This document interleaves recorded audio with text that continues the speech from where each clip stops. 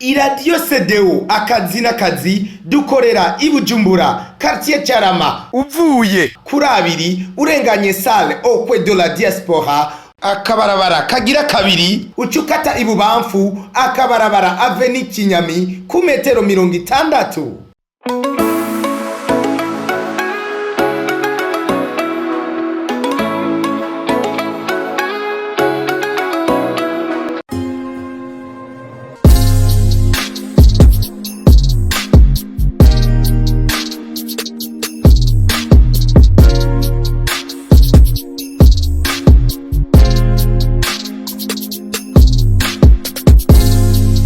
Amahoro y'Imana kuri mwebwe mwese muteze yo mpesamizi CDO akazi n'akazi n'umwanya mwiza wo gukurikirana ikiganiro tubungabunga amagara yacu nkuko mwagiye muvyumva. Reka rero niheri kaze mwebwe mwese mwe matwumviriza mwebwe mwatumbeje agashinge kinyakira amajwi zanyu kwijana 5.7 nukunsamirizi CDO akazi n'akazi iju giterambere isanzwe yumvikanira mu gisagara ca Bujumbura neza na neza muri quartier ya Carama.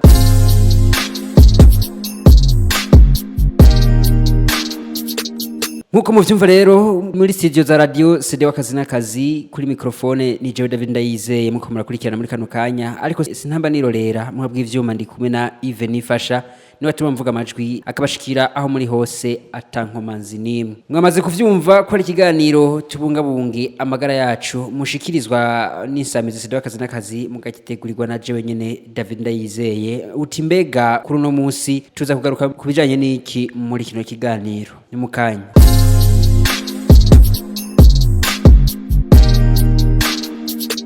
Muri kino kiganiro cacu rero tubungabunga amagara yacu tuza kugaruka kubijanye n'indwara y'igisukari, ubwoko bwayo, ukwifata, abifata, ingene yokingwa n'ingene nkumbura abantu boshobora kuyikingira vyose mukaza kubikurikirana mido nido rya kino kiganiro. Kino kiganiro rero kugira bigene neza twoyifashishije umutumire wacu ari nawe asanzwe ari muganga yanonosoye ibijanye n'indwara y'igisukari ariyo diabete mu kinofunofu. Mukanya rero tugaruke twakira muganga yanonosoye ibijanye n'indwara y'igisukari.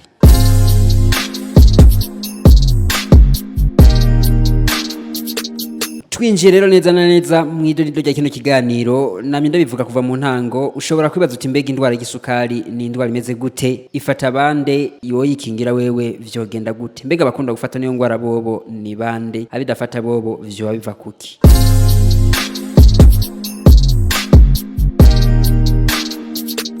Nanagenda bibamerere ko dufite umutumire mukuru no munsi reka namuramutse nongere ndamuhana ikaze ndagusabe utwidondore maze widondore n'abanye baratwumviriza. Ndaramukije n'abariko baratwumviriza. Ndi muganga Anthony Sabiyumva, muganga yanonosoye ivyerekeye indwara y'igisukari, nkaba nkorera mu kigo cishinze kurwanya iyo ndwara mu Burundi, Centre de lutte contre le diabète au Burundi, Selukodia kiri mu Ngagara. Mwamaze kumva yuko ari muganga Anthony Sabiyumva yanonosoye ibijanye n'indwara y'igisukari. Mbega muganga Anthony, indwara y'igisukari ni iki? Indwara y'igisukari ariyo bita diabete mu kinyamazuru ni indwara ngendanwa igizwe n'iyongerekana ry'urugezo rw'isukari mu maraso ruba rwabaye umurengera. Igipimo c'urugezo rw'isukari mu maraso arico bita glycemie gikunda gukorwa mu gatondo umuntu atacarafungura. Iyo umuntu bamupimye bagasanga ibiharuro biri hejuru ya ndwi, igipimo kigakorwa rimwe, kabiri, gatatu ku minsi itandukanye kigaguma kiri hejuru ya ndwi, baca bavuga yuko uyo muntu agendana indwara y'igisukari. Eka nubwo ico gipimo coba gikozwe irya mbere bagasanga ibipimo biri kuri 11 canke birenga, hakaba hari n'ibimenyetso mperekeza vy'indwara y'igisukari, bimwe vy'ukunyotegwa cane, kuja ku mwanda muto kenshi, gutakaza ibiro n'ibindi. Eka n'uyo muntu bavuga bati ntimurinde murakekeranya, uyo muntu nuko abagendana indwara y'igisukari.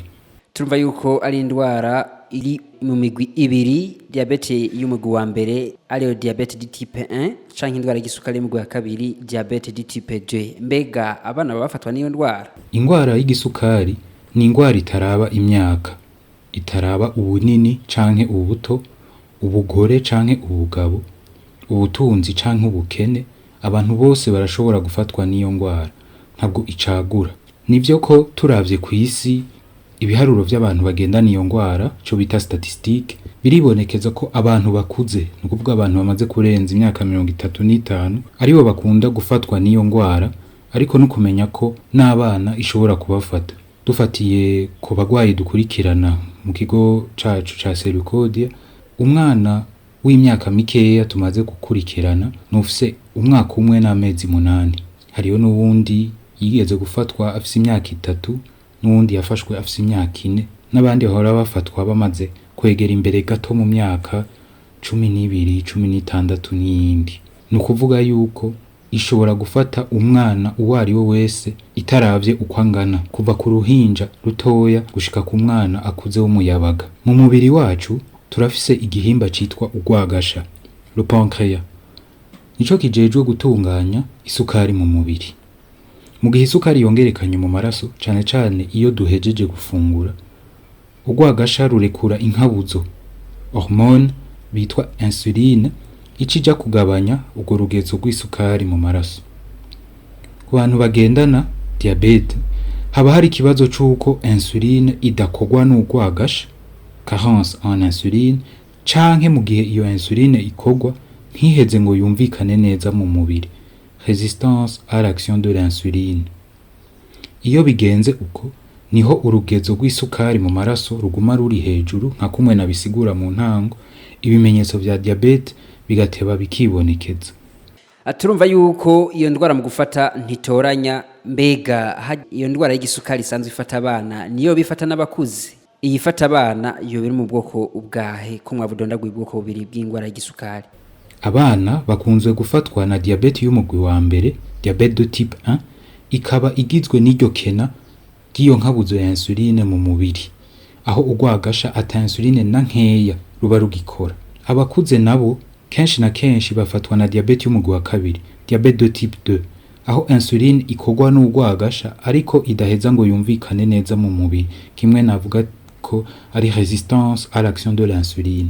Ariko no kumenya ko abana nabo nyene bashobora gufatwa na diabete y'umugwi wa kabiri, na cane cane abana usanga bafise ibiro vyinshi vy'umurengera, kimwe twita kwa muganga l'obésité, co kimwe nkuko abakuze bashobora gufatwa nabo na diabete y'umugwi wa mbere. Bo bari abana bo mu rugero rwahe, b'imyaka ingahe baba bakunda kubangamirwa n'indwara y'igisukari ga muganga Anthony? Mu kwishura iki kibazo mbanje kumenyesha ko tugira dushimikire kuri diabete y'umugwi wa mbere kubera ariyo ikunda kubangamira abana. Mu ngwara ngendanwa, ico bitari maladie chronique, zikunda gufata abana batarashikana imyaka 18, diabete y'umugwi wa mbere iri mu ngwara ziza kwisonga. Nubwo ishobora gufata umwana uko angana kose, ikunda kwibonekeza mu bana bafise hagati y'imyaka 4 n'6 n'abari hagati y'imyaka 10 na 14. Murumva yuko indwara y'igisukari ari indwara mbi kandi ibangamira n'abana, baba baconka canke abo ku rugero rwigiye haruguru. Reka tumira amate gatoya maze tugaruke tubananye na kino kiganiro tubungabunga amagara yacu.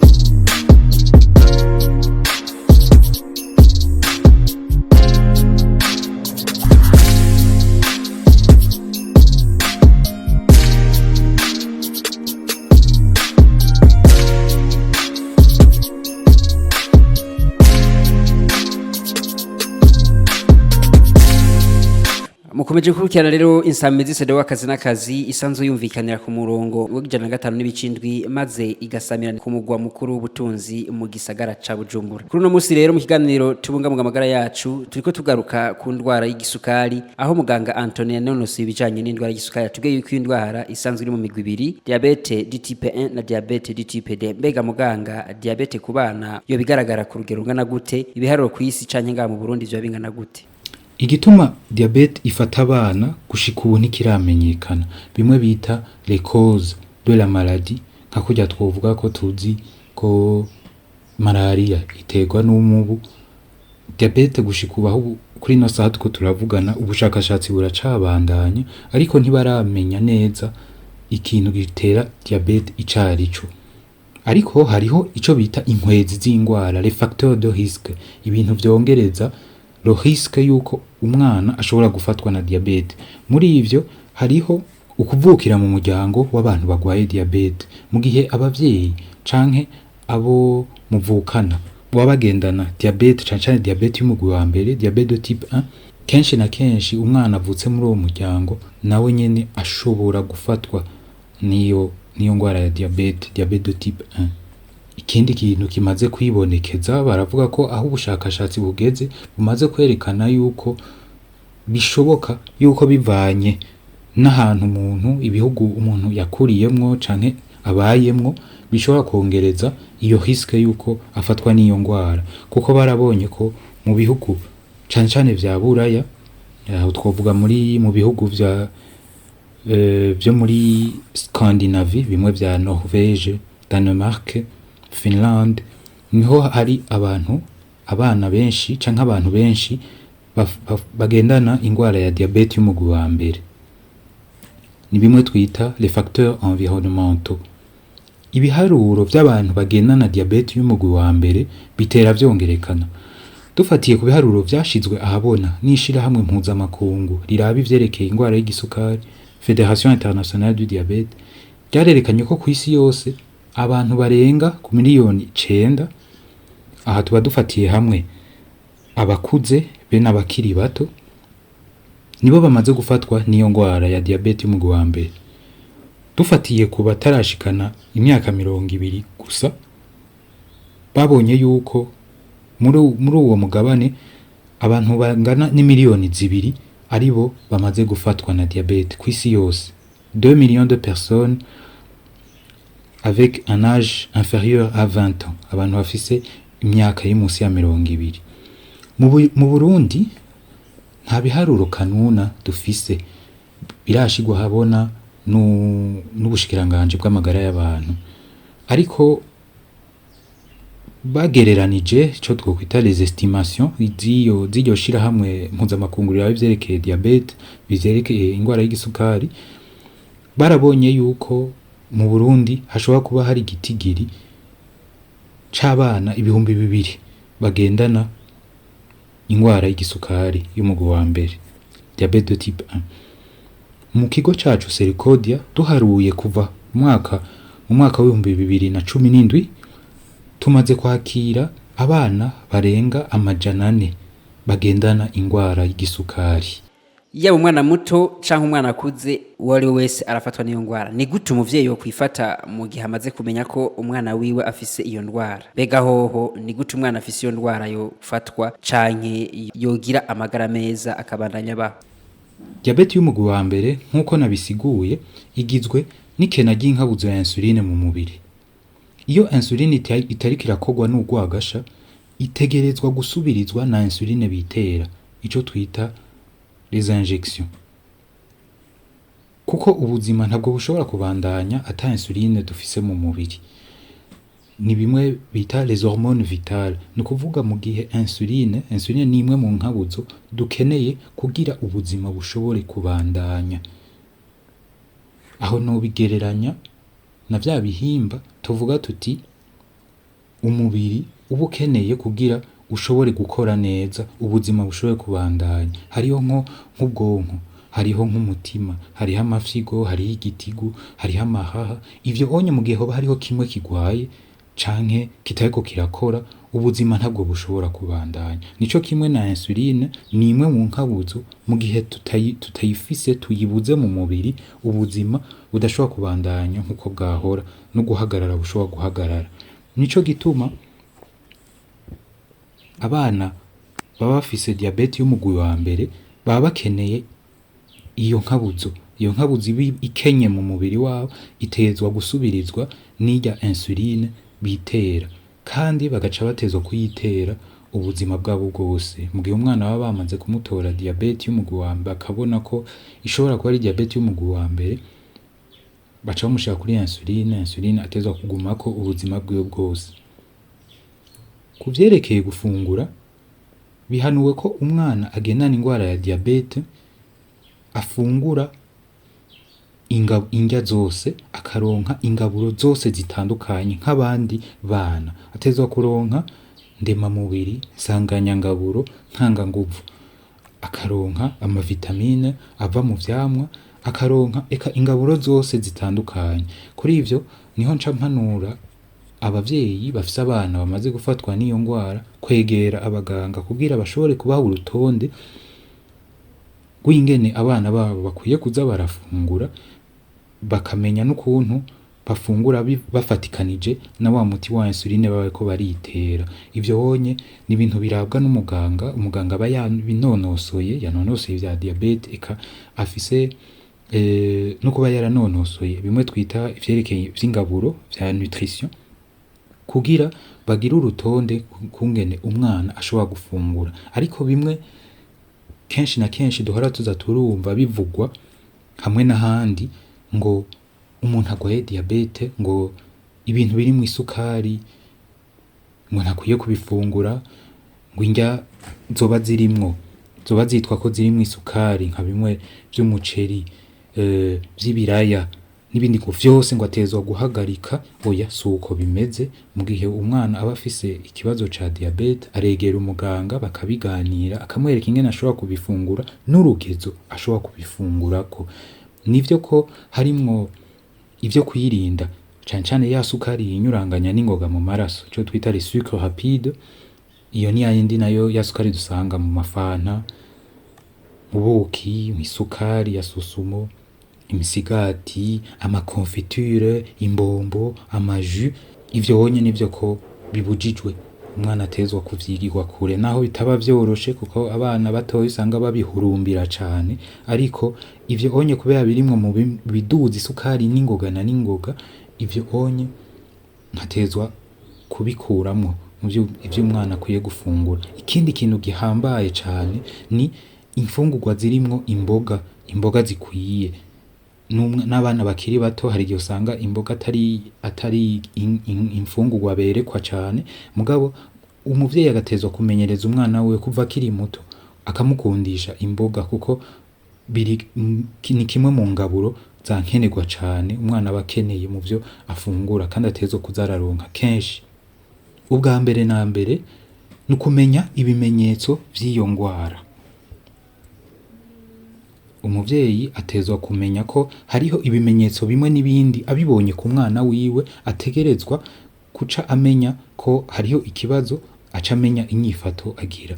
Ntangurire kuri ivyo bimenyetso ndabibibutse. Hariho ukunyoterwa cane, umwana aba asigaye anywa amazi arengeye ayo yahora anywa, aguma anyotewe buri mwanya, aguma avuga ko ameze nk'umuntu ariko arasha mu mihogo, yumva amate yakamye, aguma akeneye kunywa amazi umwanya wose.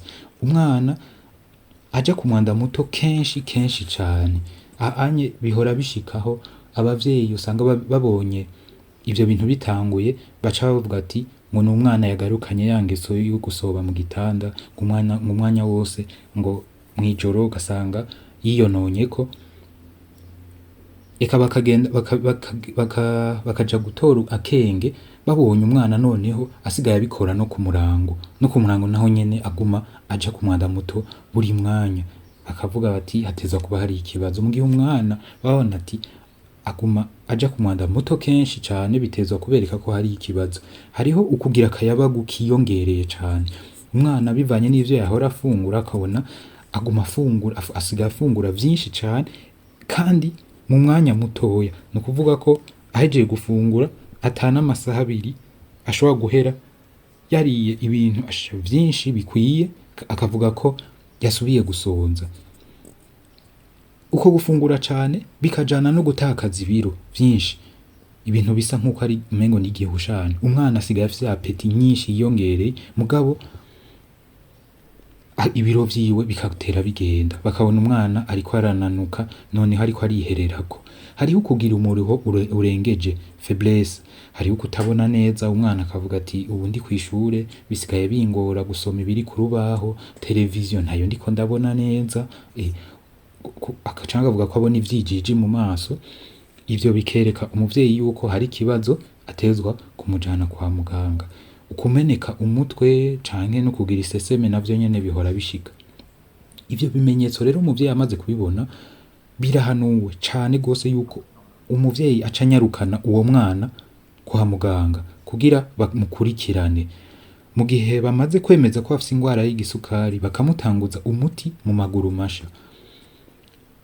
Igituma mvuga ati ni nka urgence yuko umuvyeyi amaze kubona ivyo bimenyetso atezwa kunyarukana umwana kwa muganga akamwereka umuganga, ni kubera diabete y'umugwi wa mbere ni ingwara itihisha, ni ingwara iyo imaze kwibonekeza ibiharuro kenshi na kenshi biduga bukwi na bukwi, ugasanga umwana atagikozwe n'ingoga bishobora no kumujana mu bitaro kandi agashika mu bitaro yasinzikaye cane. Nico gituma iyo umuvyeyi yatanguye kubona ibimenyetso nk'ivyo canke ihinduka mu kuntu mu nyifato y'umwana, mu kuntu afungura, mu kuntu anywa amazi, mu kuntu aja ku mwanda muto, atezwa kuca munyarukana kwa muganga kugira musuzumishe barabe ko atoba ari ikibazo ca diabete. Kandi birahanuwe yuko umwana nk'uyo akurikiranwa n'umuganga yanonosoye ivya diabete, médecin spécialiste, kugira ashobore kumenya impanuro zibereye yomuha kuvyerekeye wa muti wa insuline hamwe no kuvyerekeye imfungurwa. Umwana afise diabete afatwa nk'abandi bana, ntakwiye gukumirwa. Araja kw'ishure agakina n'abandi bana, akagira sport nk'abandi bana bose. Amaze kugera mu bigero arakora akazi, akubaka ugwiwe, akarondoka nk'abandi bantu bose. Ni kenshi tumaze kumva abantu bavuga ibintu vy'ibihuha ngo umwana agwaye diabete ngo ntazoshobora kubaka ugwiwe, eka nabwo yo kubaka ugwiwe ngo vyomara iki, ngo ntashobora kurondoka. Ico ni kinyoma. Ikindi kintu ni abavyeyi usanga bavuga ati umwana wanje amaze kugwara diabete ngo naciye ndamukura mw'ishure ngo kuko kenshi na kenshi aragwaragurika, ngo nta magara meza afise, ntashobora nubwo abari mw'ishure ntashobora kwiga kuko aguma ayamira, yumva atanguva afise, adashobora gukurikira mw'ishure, ati naciye ndamukurayo. Yego ivyo bishobora gushika, ariko bishika kubera ya diabete itabiriko irakurikiranwa neza. Vya bipimo vy'isukari biguma biri hejuru, nivyo ko bituma umwana acaguma asinzikara. Kumbure kubera atariko araronka umuti uko bibereye, kumbure kubera yuko atanyigisho yaronse kuvyerekeye ivyo gufungura. Niho mpimiriza abavyeyi yuko bamaze kubona umwana wabo yafashwe n'iyo ngwara bategerezwa kumwegereza umuganga kugira abafashe ingene bashobora gukurikirana iyo ngwara, ingene bashobora ibiharuro kubishira ku murongo bikaja mu rugezo rwiza, umwana akabandanya ubuzima bwiwe nk'abandi bana. Reka ndagukengurukire, ariko sinogera ntabaje kano kabazo, mbega mu kuyikingira abana hoho vyokorwa gutega muganga? Gushika ubu nta buryo buraboneka bwo kwikingira diabete y'umugwi wa mbere, nta buhari. Ubushakashatsi buracabandanya, kumbure mu myaka iri imbere bashobora gutora umuti wotuma umwana afise amafacteur de risque nkamwe navuga kare bashobora kumukingira iyo ngwara, bagakinga ko itomufata. Ariko gushika kuri ino saha nta buryo bwo kuyikingira buhari. Mugabo ubutumwa noha abavyeyi bariko baratwumviriza, ndabisubiremwo, no kugira umuganga abafasha gukurikirana ingwara y'umwana wabo, kuza barafatisha ibipimo vy'isukari kenshi na kenshi. Burya birahanuwe yuko umwana amaze gufatwa na diabete, mu bisanzwe bavuga bati ibipimo yobifatisha misi yose, atezwa kumenya glycemie yiwe ahigeze, kugira ashobore kumenya n'ingene ajenga wa muti wa insuline, amzaramenya nka dose azaritera uko ingana. Ivyo ni vya bindi twigisha abavyeyi eka n'abana baba baje kutwitura, tukabereka ingene bashobora bonyene kuza baritera umuti. Ego ico bonye ni ikintu naco nkwiye gushimangirako, no kuvuga urya muti ku bana bamaze gufatwa, mu gihe bamaze kutwitura turabereka tukabigisha ingene bonyene bashobora kuza barakurikirana ingwara yabo. Ari nka turya tumashini two kwipima, bakaba bazi ingene badukoresha, bakaba bazi ingene bonyene bitera umuti, ingene bawuvoma bakawupima, bakamenya ingene bashobora kuwigabanyiriza hamwe ibiharuro vyabo vy'isukari bigabanutse cane, bakamenya ingene bawuduza iyo ibiharuro vyabo vyoba vyaduze, bakamenya ingene bicungera mu ngaburo, bakamenya ko hari ivyo batezwa kwirinda. Uko niko kubana n'ingwara, uko niko gukurikirana ingwara yabo. Mva n'ingwara ngendanwa, ingwara umwana azobana nayo ubuzima bwiwe bwose. Ico tuba dukeneye kubafasha nuko hagera igihe bonyene bamenya ingene bakurikirana ingwara yabo. ariko ntibisubiriza ukuja kwa muganga iyo habaye ikibazo canke bakabona ibiharuro vyabo ntabwo biri mu rugezo rwiza, bakamenya kwegera abaganga kugira babafashe. Eka niyo boba bagize nk'ikibazo runaka, kuko kurwara diabete ntibibuza gufatwa n'iyindi ngwara za malaria n'izindi, bakamenya yuko begera abaganga n'ingoga, kuko iyindi ngwara yitayemo ishobora gutuma ibiharuro biduga bukwi na bukwi bikabasinzikaza cane. Ndahimirije cane abavyeyi cane abo baba baheruka kumenya ko abana babo bafise diabete, ko batohahamuka canke ngo bagire stress, kuko ivyo onye navyo biragenda bikagaruka kuri wa mwana, kuko arabibona nawe ko umuvyeyi yagize ubwoba canke yameze nk'ugira uruhagarara, umwana nawe nyene bikamubabaza canke ugasanga nawe nyene arihebuye, ugaca usanga biciye bigorana mu kwivuza hamwe no kwivura iyo ngwara. Ugasanga aho umuganga ashobora kubafasha ni ibintu bifata umwanya cane. Nivyo biratahuritse yuko umuntu akibimenya bishobora guhahamura umuntu, umugwayi, umuvyeyi, ariko ni ingwara mu zindi umuntu ashobora kubana nayo. Kumenya kutagira stress, ko abo kwishure na cancana abana bakiri bato, ko umwanya munini bawumara kwishure, nabo nyene abarezi bakabimenyeshwa kugira bamenye inyifato batezwa kugira n'umwana agwaye ingwara ya diabete. Kumenya yuko hariho ingaburo zimwe zimwe akeneye kuzararonka, bakamenya yuko hari umuti aba ariko aritera, hari amasaha atezwa kuzarafungura, bakamenya yuko hari ibimenyetso ashobora kugira vy'isukari yagabanutse cane n'ibica bikorwa. Murumva si igikorwa c'umwe gusa, si igikorwa c'umuganga gusa, si igikorwa c'umuvyeyi gusa, umwana atezwa nawe nyene kubigiramo uruhara, abarezi kw'ishure, eka no mu kibano, kugira umwana abone ko adakumiriwe, ari hamwe n'abandi, ubuzima bwiwe bubandanya nk'ubw'abandi, kuko birashoboka cane gose. Umwana agendana na diabete yakurikiranywe neza afise kubaho nk'abandi bana bose, akabaho imyaka Imana yamuteguriye.